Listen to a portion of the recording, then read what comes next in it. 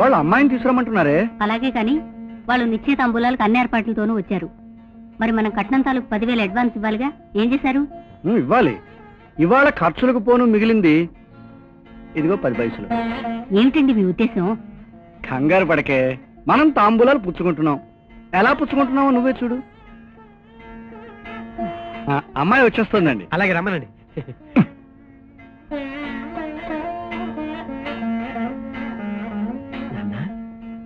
చీర మడత పెట్టావెందుకు? అమ్మాయి ఎక్కడ కట్టుకుంటుందా? నోరు ముయ్యరా, అది 1500 రూపాయల చీరని వాళ్ళకి రేటు తెలియద్దురా. పెట్టి పెట్టి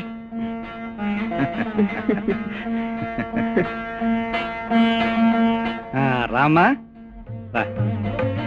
ఈ చీర అమ్మాయికి ఇవ్వండి. తీసుకోమ్మా. కట్నం తాలూకు 10,000 రూపాయలు పళ్ళెంలో ఉంచండి. కట్నం తాలూకు 10,000 రూపాయలు. శాస్త్ర ప్రకారం ముందుగా ఓ ₹2. శాస్త్రం సరే, రొక్కం రొక్కం రొక్కం రొక్కం.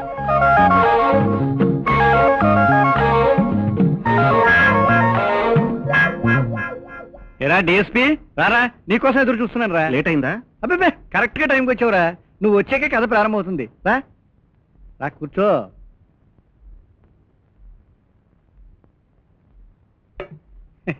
అల్లుడు, చెప్పండి మావ గారు.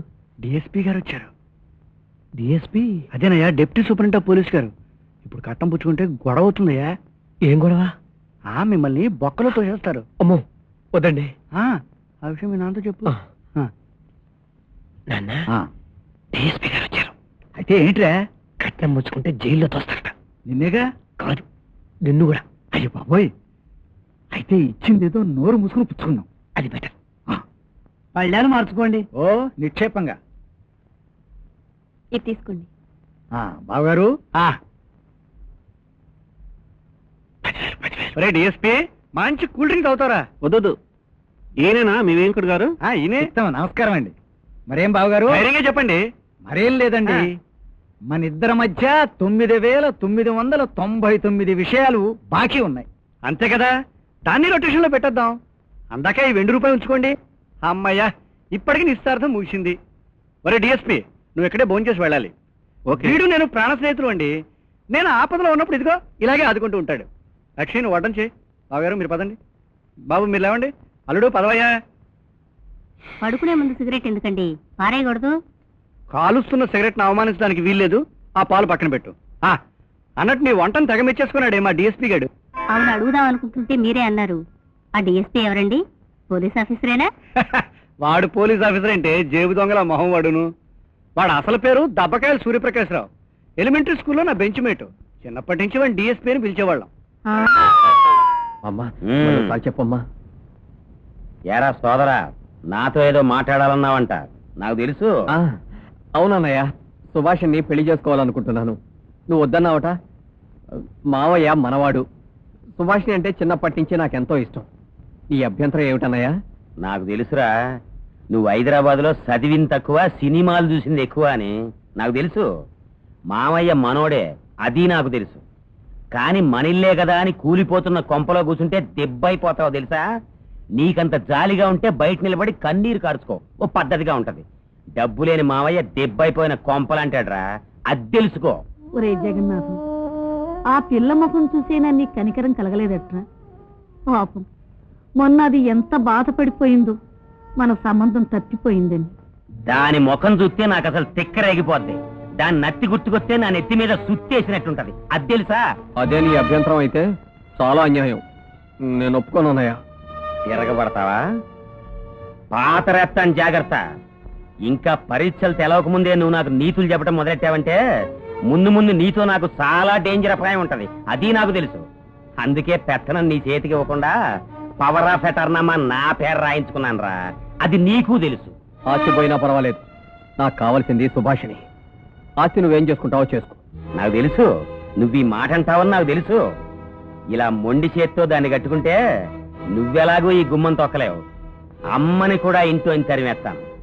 నీకు వత్తాసు పలిగితే మీ వదిన్ని కూడా ఇంట్లోంచి గెంటేస్తాను. ఆ సంగతి తెలుసా? అన్నయ్య, అంతంత మాటలు ఎలా అనగలుగుతున్నావు? నాకు సుభాష్ని నచ్చిందని మొరబెట్టుకుంటున్నాను. కాస్త నా తరఫున ఆలోచించకూడదు? అబ్బా, అందితే జుట్టు అందపోతే కాళ్ళు, నా తమ్ముడు అనిపించుకున్నావురా నువ్వు. నాకు తెలుసు. సరే, ఇంటిళ్ళ పాది ఏకమైపోయి ఊరికే పేదైపడుతున్నారు కాబట్టి మీ అందరినీ సమాధాన పరచడానికి ఒక పద్ధతి ఉంది. మావయ్య ఏం చేస్తాడో ఏమైపోతాడో నాకు అనవసరం. ఇందులో తాగుబో తండ్రిని నత్తి కూతుర్ని అంగీకరించాలంటే మావయ్య నాకు 50,000 కట్నం కట్టాలి. Ready cash. 50,000 అంతేగా? 50,000 అంటే ఎంతో స్టూడెంట్ కుర్రాడివి, నీకేం తెలుసురా? వెళ్ళి మీ మావయ్యని అడుగు, వెళ్ళు. అలాగే అన్నయ్య. 50,000 కట్నము, పెళ్లి ఖర్చులునా? దీనికైనా మీ అన్నయ్య ఒప్పుకున్నందుకు చాలా సంతోషం బాబు. నువ్వు నా అల్లుడు కావాలి, కానీ ఎంత కష్టపడైనా సరే ఆ డబ్బు సంపాదిస్తాను. మీ ఇద్దరి పెళ్లి జరిపిస్తాను. ఈ ధర్మరాజు, ఒరే ధర్మరాజు, నా ఒక్కగానొక్క కూతురు పెళ్లి రాకపోతే చంపుతాను.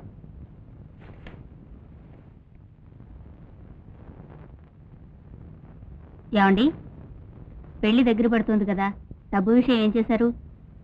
నాకు అదే తోచడం లేదు లక్ష్మి. పర్వాలేదు, భగవంతుడు ఏదో రొటేషన్లో పడేస్తాడని నాకు గొప్ప ధీమా. బాగుందండి. గాల్లో దీపం పెట్టి దేవుడి మీద భారం అంటే ఎట్లా? ఓ పని చేద్దామా? దుర్గ పెళ్లి తప్పిస్తే మనకి మరో బరువు లేదు. ఇది తీరిపోతే కృష్ణారామ అంటూ ఏ కాశీకో పోయి మిగిలిన కాలం గడిపేయచ్చు. మా పుట్టింటి వాళ్ళు ఇచ్చిన ఇల్లే కదా ఇది, దీన్ని అమ్మేద్దామండి. ఆడదాని ఆస్తిని అమ్మే నీచాన్ని దూతాడనుకున్నావా నీ భర్త? లక్ష్మి, అవసరమైతే భూమి ఆకాశం ఏకం చేసేస్తాను. ఆ దేవుణ్ణి రొటేషన్ లో పెట్టి నీ కూతురు పెళ్లి చేస్తాను. అంతేకాని కట్టుకున్న ఆడదాని ఆస్తి అమ్మి కన్న ఆడదాన్ని పెళ్లి చేశాను అపకీర్తిని మాత్రం కట్టుకోను. ఇలా పిచ్చి సలహాలు నాకు అది కాదండి. ఇంకేం మాట్లాడుకో, లోపలికి వెళ్ళు. మా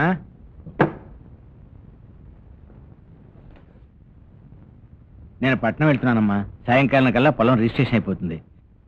ఒకవేళ నేను రావటం ఆలస్యం అయితే నువ్వేం కంగారు పడకు. నానా, మరోసారి ఆలోచించు. ఉన్న ఆ కాస్త పొలం అమ్మేస్తే మరి నీ సంగతి ఏమిటి? నా సంగతిగా ఉందమ్మా. నీకు పిల్లలు పుట్టేదాకా నువ్వు నన్ను పెంచుకుంటావు. నీకు పిల్లలు పుట్టిన తర్వాత వాళ్ళని నేను పెంచుతూ కాలం గడిపేస్తాను. ఇంకేముందమ్మా, అయిపోతుంది. వస్తానమ్మా. నాకు తెలుసు అతను పొలం అమ్ముతాడని, కానీ ఈ పెళ్లి జరగటానికి ఇల్లేదని నీకు తెలుసు. కాబట్టి నువ్వు నెక్స్ట్ బస్సులో అతను కంటపడకుండా పట్నం పోయి మన గోనాబాయికి ఉత్తరం అందజేయి. వెళ్ళు. చిత్తమయ్యా. ఆ తర్వాత ఏం జరుగుద్దో ఆ భగవంతుడికి తెలుసు. వస్తానండి. వెళ్ళండి. డబ్బు జాగ్రత్త అండి. మంచి, వెళ్ళొస్తాను. అలాగే.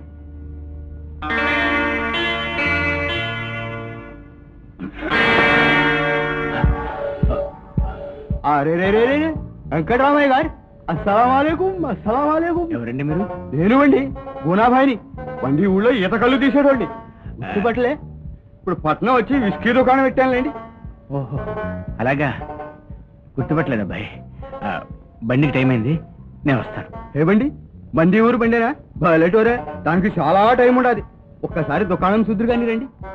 రండి సాబ్, రండి. అయ్యే, ఇది మంది షాప్. రండి, కూసుకోండి.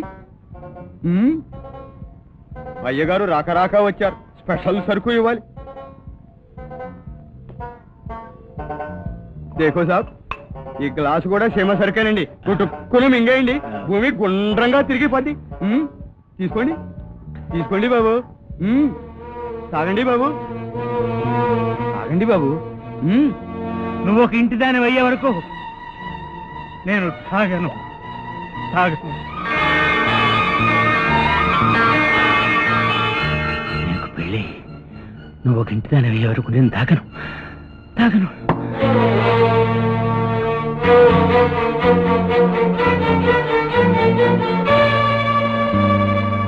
అయ్యో పెద్దోడా, చిత్తుగా ఇసుకి తాగిచ్చి మస్కా కొడదాం అనుకున్నాను.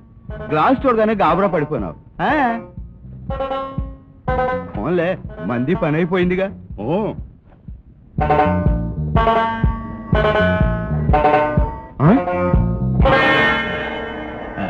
అమ్మని అమ్మ, నా కాడ కష్టార్జితం పావుల డబ్బులు కనపడినా కొట్టేశాన్ని జైల్లో పెట్టేస్తారు ఈ నాయాళ్ళు. ఒక్కసారిగా ఇంత డబ్బు. గుణబాయ్ రా? అవునరా.